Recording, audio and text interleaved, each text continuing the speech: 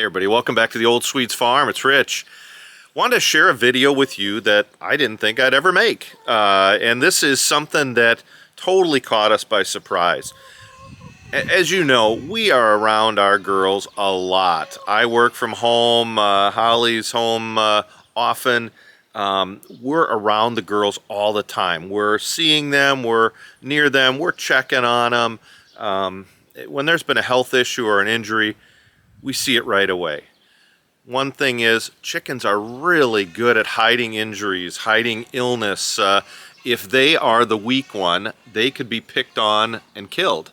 The chickens want to get rid of the weak link in their flock. So last night, I had seen nothing all weekend, and Holly noticed that one of the girls seemed a little lethargic and was standing in the nesting box. You know, they'll stand right before they lay an egg, so nothing unusual, but it was standing for a long time. So she went and got it, and then later saw it in the corner. So she brought it out, and we were just blown away. Our girl had a wound right below her vent, and it was about the size of a quarter. We never knew when it happened, how it happened, when it happened. The wound now is about the size of a quarter, and it has been infected, and flies have obviously landed on it and laid their eggs. The wound has maggots. It was gross. So we thought, well, let's clean her up. So I got my big rubber gloves out. We'll every now and then we get a poopy butt on a chicken, so we'll need to clean that. So I got some big orange rubber gloves. We got a big tub that we fill with warm water, throw some Epsom salt in there, and we cleaned her out as best we could. Washed her, tried to get the maggots out. Today I called the vet and said, what are my options? Well, they can obviously sedate her, put her under, open her up and clean everything out. It's probably going to be, 100 plus at least for that.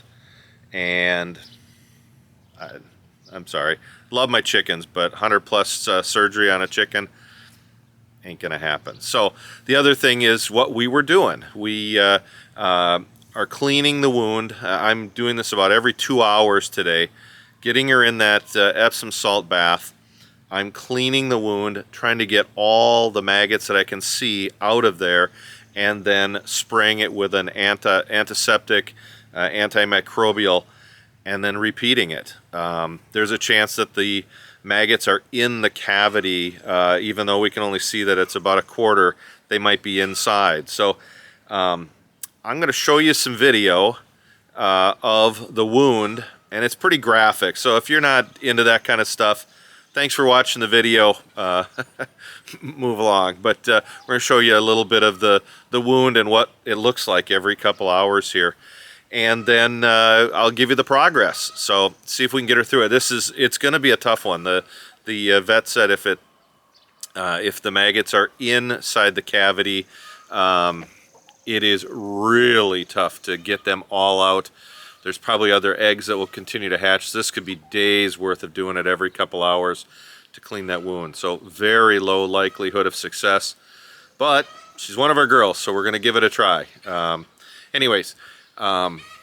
Here is the video of the wound itself, and then I'll come back and show you the progress of what we've got here. So hopefully this is something that no one has to deal with, but if you've got this, maybe this will help.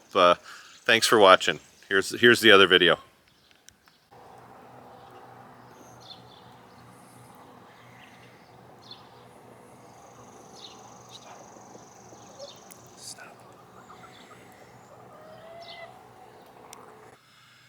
Hey everybody, hope you're not totally grossed out by what you just saw.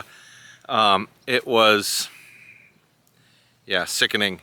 Want to give you the update. I worked all day today on, in contact with the vet. He was very nice, giving some advice, but got out and cleaned it every 2 hours, cleaned that wound, soaked her, Epsom salt, had the glove on, and actually got my finger in the wound, in and around the wound, and pulled out a lot of maggots.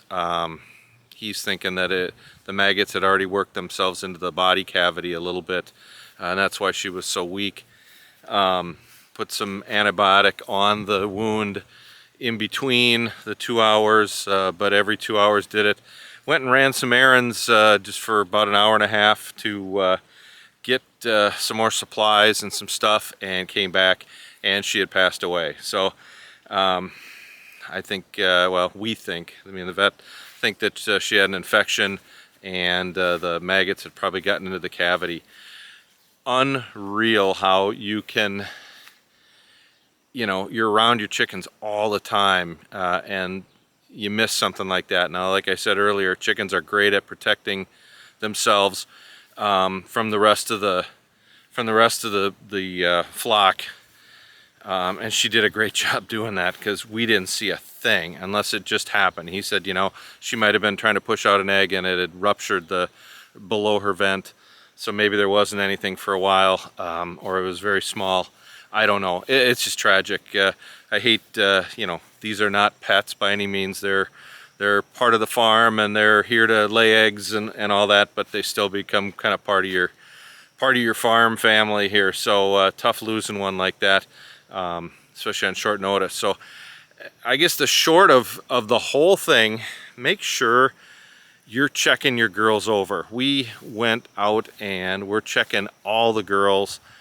Anytime I, give them a little rub, I am checking their vent. I'm checking underneath them, just seeing if there's anything else going on. This is fly season. I'm gonna have an upcoming video on flies and all that, but anything you can do to check your hens, your roost, if you can check your roosters, but anything you can do to check your chickens, check any of your animals, do it as often as you can, because stuff like this can just absolutely jump up on you with no notice. So I don't know, not a great end of the story. If she was in pain, she sure didn't let on that she was in pain. She just looked wiped out, but if she was in pain, then now she's out of it. So I don't know, a weird thing. If you had told me I was going to have chickens and have to deal with chickens with an open wound with maggots, I would have laughed. So something you don't think you're going to deal with. So just when you think everything's going good. All right, thanks for watching. I hope this maybe can help someone. I hope you never have to deal with something like this, but if you do, maybe this will help. Contact your vet.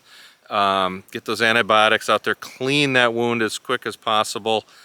Soak them, separate them, and then do like we're doing. We are cleaning everything. I have bleached so much stuff today while I've been working on her. It's unreal. There's been a lot of bleach going on out there in the barn, working on roosts and cleaning other stuff that I haven't cleaned in a little while. But anyways, thanks for watching. I hope this does help someone. Take care.